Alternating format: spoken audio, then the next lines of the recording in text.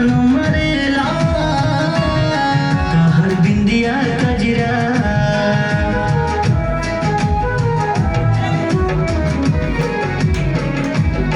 जब लेना बतलेबू छोड़ बिना चिरा साचो जान मरेला तोहर बिंदिया कजरा बोल के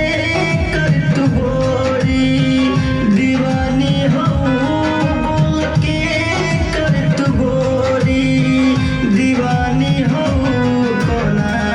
राजा की रानी हो बोलना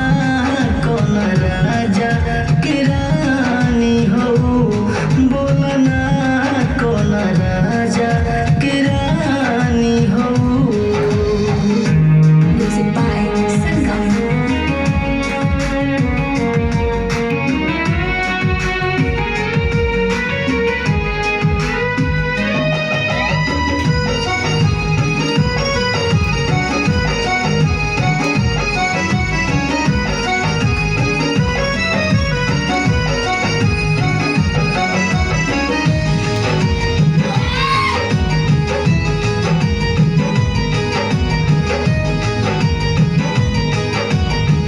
छम छम घोड़ावा में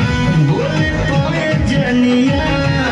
हम करे सब करे ध्यान हो